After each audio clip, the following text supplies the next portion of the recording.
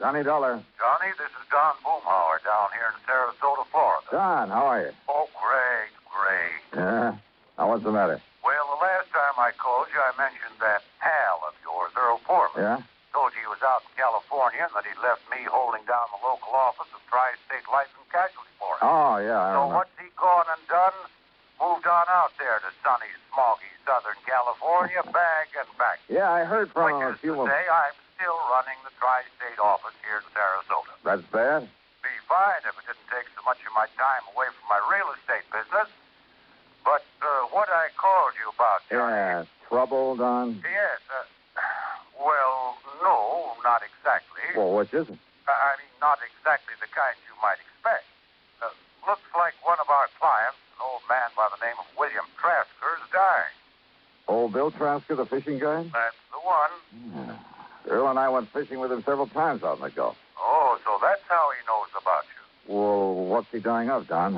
I can't imagine anybody having it in for old Bill and trying to knock him off. No, it's some rare type of kidney ailment, the doctor says. Oh. Nothing suspicious about it, nothing whatsoever. Oh, well, then The amount of insurance he carries is so small as to be almost negligible. How much, Don? $2,500. Huh? I know, Johnny. It would hardly seem to justify the cost of your coming down. And if there's nothing suspicious about the circumstances... Nothing at all. It'll be death from natural causes. Well, Don, I'm afraid I don't see any During reason... his periods of consciousness, he's in a coma most of the time, he keeps asking for you. Oh? What? Well, I don't know. Not for sure, that is. But what he keeps saying, or trying to say, and it's hard to understand him, well, Johnny, it sounds like he's trying to give us the clue to a murder. Murder? That's right. Don, I'm on my way.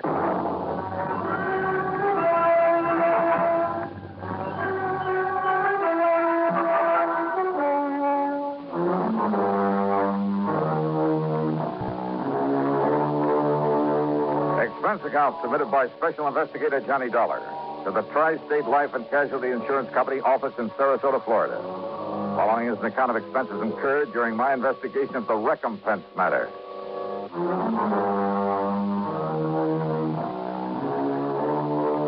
Expense account item 1, $79.70, taxi and a plane from Hartford to New York, then another one to Florida. At the International Airport in Tampa, Don Boomhauer was waiting for me. We piled into his air-conditioned car and headed south on the Tamiami Trail down towards Sarasota.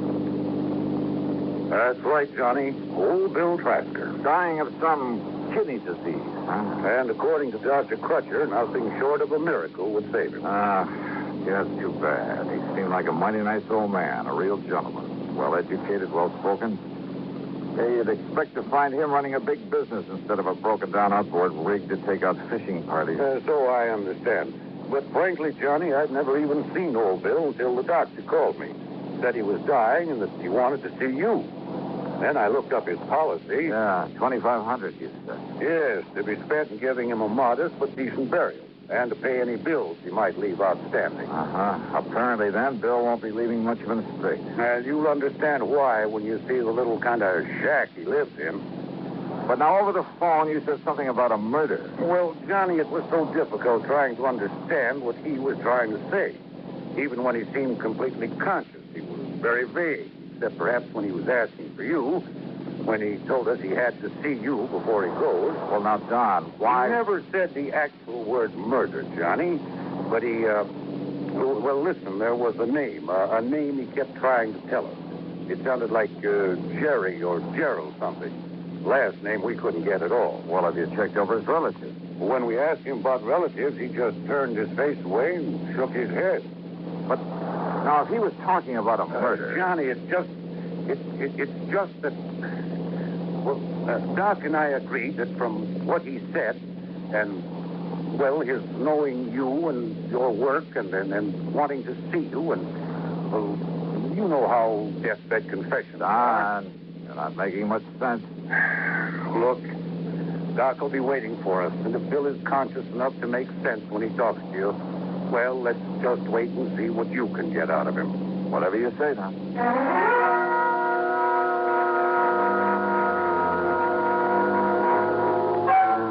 Old Bill's home almost a shack, all right, on a small, scrubby piece of land near the end of one of the bayous leading out from Sarasota Bay. As we stopped in front of the the long path through the palmettos that led up to it, Doc Crutcher came out to meet us. Johnny, I'm glad to see you. Yeah, how are you, Doc? Don? I just given him a final injection in a course of 7 that... Well, come on in. He's failing, Doc? As a last resort, I've used a new, very radical sort of treatment. One of the so-called but not fully tried miracle drugs. And? I'm just afraid he came to me too late. But, Doc, there is a chance. Oh, there's always a chance, Johnny. But in this case, a very slim one. Doctor... Here we are, Bill. You just relax. See, Johnny. $1 Yeah. Well, here I am, Bill. See? Right here in the flesh. Johnny. That's right. Hey, look, if you expect to take me out fishing, you've got to get well, old man. No. Oh, Johnny, it's too late now. Oh, come on now. That's no way to talk, old timer. I'm gonna die now. Yeah, who said so? Would you must tell him? Tell who, Bill? Tell police. Tell what to the police? No. What? No. Murder. There was a murder? Or you mean there was no murder? No, tell police that I did. I did it. Easy, old man. Gerald. Gerald? Yes, I'm Gerald. Gerald who, Bill? Gerald. Yeah. Darling. Gerald Thorne. Yes. He was murdered? Gerald. Yeah. So, please. I did it. I did it, Johnny. You tell. Doctor. Yes. Yes, I'll see if he's...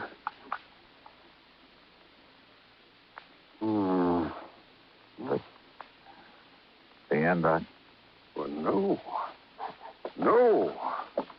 As a matter of fact, his heartbeat is...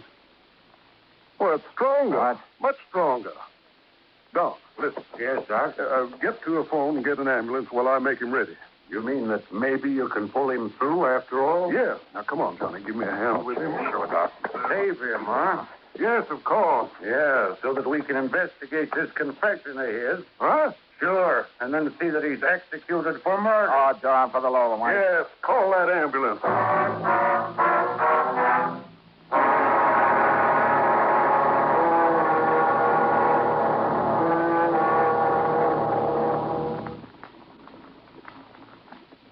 Great scientific achievements usually are made through the combined efforts of many men. Such is the story of the Atlantic Cable, one of the outstanding milestones of the 19th century. But today, the name of one man remains to remind us of that venture. The organizer and director, Cyrus W. Field, a retired paper merchant who risked his fortune, sanity, and integrity in an awesome adventure that lasted 12 long years. Field first was approached in regard to a short underwater cable to Newfoundland in 1854. After a huge investment of both money and energy, the cable was completed the following summer. Field then went to England to tackle the much larger problem of laying the Atlantic cable. Many futile attempts were made. Cable was broken. Splices were made. Cable was lost. Tempers flew, and ship captains resigned in disgust. Still, Field wouldn't give up. Finally, on August 8, 1858, it appeared that the project had been successfully completed. Cyrus Field went ashore and walked 15 miles to the nearest telegraph station. There he wired his wife, the Associated Press, and President Buchanan. He informed the president that Queen Victoria would telegraph her congratulations over the new cable. But before the Queen's message was completed, the line went dead. The much-hailed project was again a failure. Faulty insulation was blamed. In 1865, the largest steamboat afloat, the Great Eastern, made another attempt. Just 660 miles from Newfoundland, the cable parted. Inadequate hoisting tackle prevented its recovery. Field broke down and wept like a child. And yet, the very next year, he sailed with the Great Eastern for one more try. This time, every failure had been studied, every provision made. On July 27th, 1866, Cyrus Field landed at Heart's Content. After personally cabling the unbelievable news, he immediately boarded the Great Eastern, retrieved the broken cable of the year before, spliced it, and laid the second Atlantic cable. Cyrus W. Field, another American whose driving energy insisted that somehow there must be a way. Let's find it. And now, Act Two of yours truly, Johnny Dollar.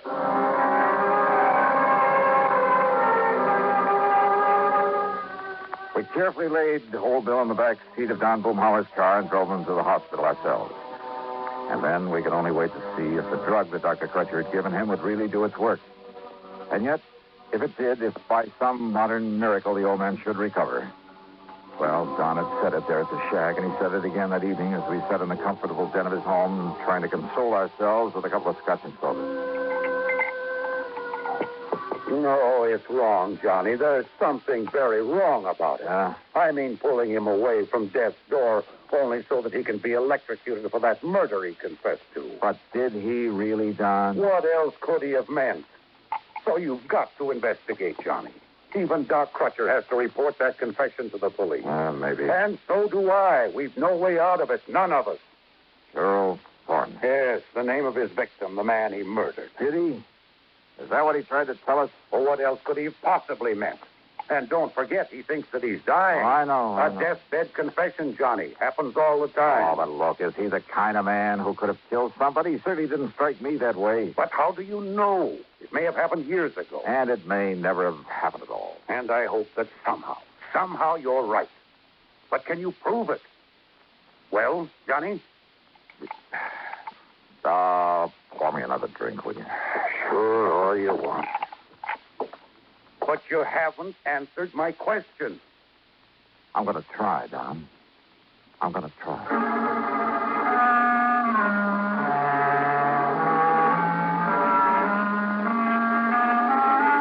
At about midnight, Doc Crutcher phoned to say that we should keep our fingers crossed and maybe pray a bit.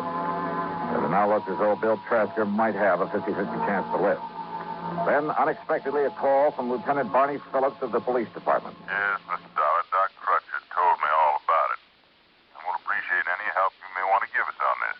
Well, do you know anything about this Bill Thornley? No, sir. Never heard of him. But we'll find out who he was. Don't you worry about that.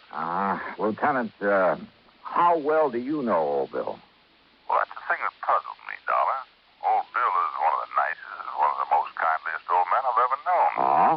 Ever since he came here to Sarasota, that's about 7 years ago, seems he just went out of his way all the time trying to be nice and helpful to folks. Uh-huh. Didn't have much to give to anybody, money I mean, but whatever he had or he could do for somebody, he never would hesitate a minute. I see. But that doesn't keep us from having to do our duty, get the goods on him, see that justice is done. The law is the law, and it's our duty to uphold it. Old Bill came here 7 years ago? That's right. From where? Well, now, if we knew that, we'd know where to look for information on this man Thornley that he killed. Yes, he did. What's that? I'll talk to you later, Lieutenant. Oh, fine, Mr. Dolan. If you have any connections anywhere that can help us find out who Gerald Thornley was and why old Bill killed him, Or if I can find out that he didn't kill any such man or anybody else, now, Mr. Dolan. I'll be in touch. Why are you so sure he didn't murder someone, Johnny? Did I say that, Don? You didn't need to. Don, I want no part of this thing. Donnie, I know this is no ordinary sort of investigation, but as a company, we have to go through with it. Why? If you can prove that Bill didn't do it, which I doubt, well, it's the least we can do for a client, or something. Yeah. And if you end up proving he did, Well, it's a public service by the company or something. Or something. Let someone else handle it. I want to put it. Why did old Bill ask for you? Well? Oh, well, I think it's because of... Well, in spite of what he said, in spite of what it sounded like... Hey, let me use your car, will you? At this time of night? Oh, well, here. Here are the keys. All right, good. What have you got in mind? Well, maybe keeping an innocent man out of the chair. Now, Johnny. I'll see you later.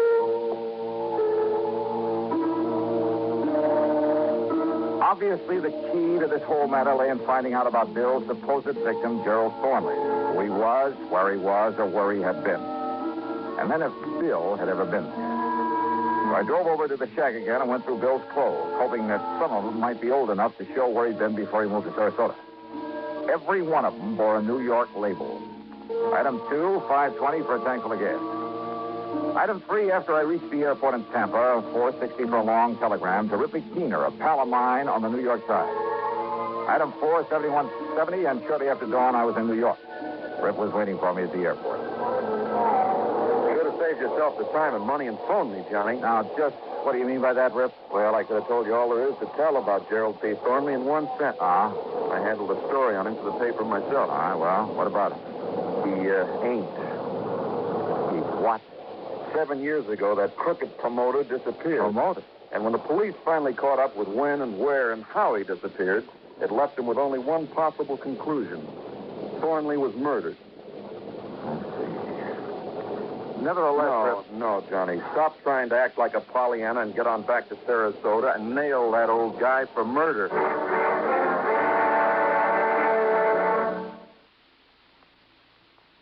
The 14th Amendment to our Constitution is one of its most important sections. It bestows United States citizenship upon every person, regardless of race, who is born within our borders or who is naturalized. And this amendment further provides that the privileges and immunities of citizenship cannot be taken away by a state, nor may a citizen be denied the equal protection of the laws.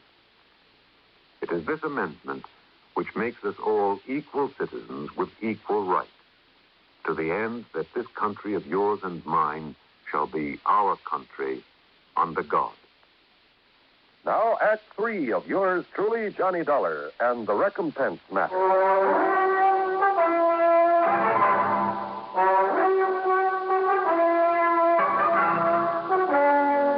over breakfast there at Idlewild Airport, Rip Keener told me more about Gerald P. Thornley. Not that Thornley didn't deserve to have somebody knock him off. Now, just what does that mean, Rip? When he got through with all his phony real estate promotions, he left more innocent people broke and hungry than you can shake it. Well, Johnny, that man made millions on his crooked real estate deals. And who suffered? Wealthy people who could afford to lose a few thousand here and there? Oh, no. No, sir. I was poor people who fell for his pitch and then suffered for it. But the law, the authorities, they never got on to him. Yeah, he was too smart. Every deal he made was perfectly legal at the time. I'll tell you this, Johnny. A lot of the real estate laws got rewritten as a result of him. I mean, in spite of the way it finally turned out, the switcheroonie. What? Sure. That gave me material for that feature I hoped was going to win me a Pulitzer Prize. Just what are you talking about, Rip? Back there in 53, after the coroner's jury said it was murder, they went through his papers and bank accounts. They found he left enough dough and instructions for it to pay back every cent he'd taken from the poor suckers. You are kidding. A bit, Johnny. I told you it was a twist.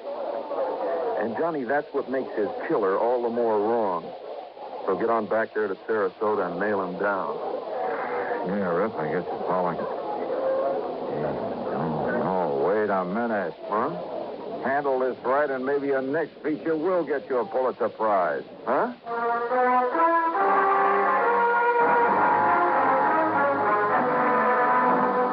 Poor people who'd been taken by Thornley. Well, old Bill Trasker had never been in that category, in spite of his menial job these last 7 years as a fishing guide. Item 5, 10 cents for a call to Lieutenant Randy Singer, 18th Precinct. Then I had Rip Keener drive me in to see him. There you are, Johnny. A complete set of fingerprints on the late Mr. Gerald P. Thornley. Good. So why I should break my neck getting them in such a hurry Yeah, for all you? right. Thanks a lot, Randy. put that so-called mind of yours to work finding out who murdered him 7.5 years ago, why... Well, that coroner's jury could have been all wet, you know. Huh? Why don't you keep Rip here entertained until I can phone him a feature story for down in Sarasota? Johnny. If that is. Yeah? If what? Well, if this absolutely crazy hunch of mine pays off. Item 6, another 7170 for a plane back to Florida. From the airport in Tampa, I drove on down to Sarasota, straight to the hospital. It is a miracle, Johnny. If old Bill continues to improve the way he has in these last 12 hours, he'll live until they put him in the chair, much as I hate to say that.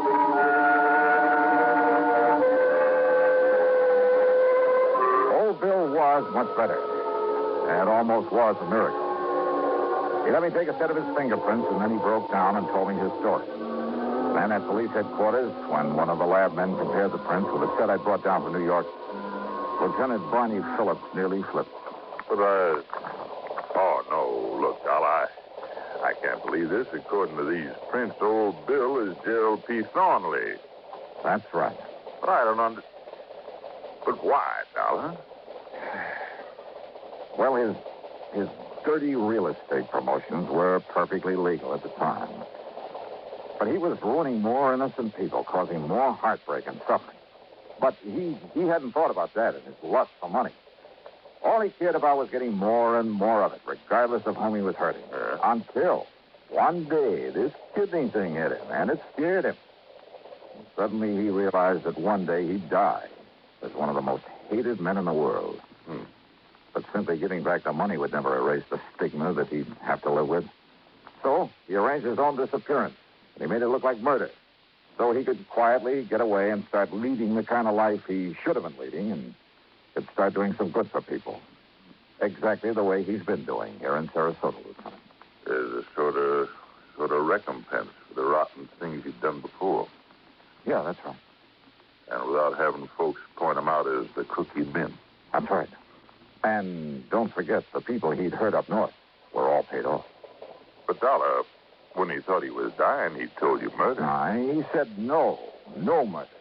Doc and Don misunderstood. He said to tell the police that he did it. That's all. And now we know what he did. Dollar, I hate to say this, but he's still in trouble. Old Bill Trasker? Gerald P. Thornley. Not anymore, Lieutenant. What's it? Thornley is dead. Legally dead. Well, I know it's only... Well, I guess you're right, Mr. Johnny. Well, you say you're right. Yeah.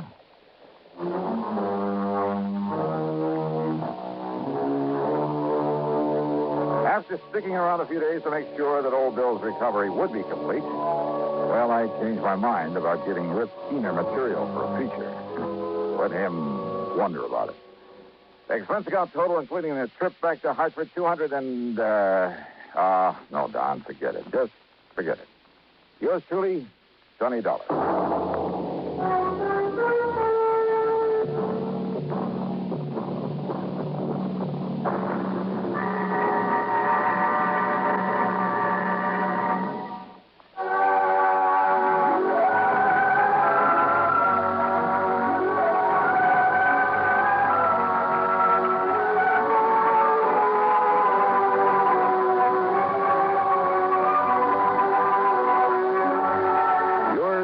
Johnny Dollar, starring Bob Bailey, originates in Hollywood and is written, produced, and directed by Jack Johnstone. Heard in our cast were Russell Thorson, Bart Robinson, Harley Bear, Barney Phillips, Dick Crenna, and Herb Vigran. Be sure to join us next week, same time and station, for another exciting story of yours truly, Johnny Dollar.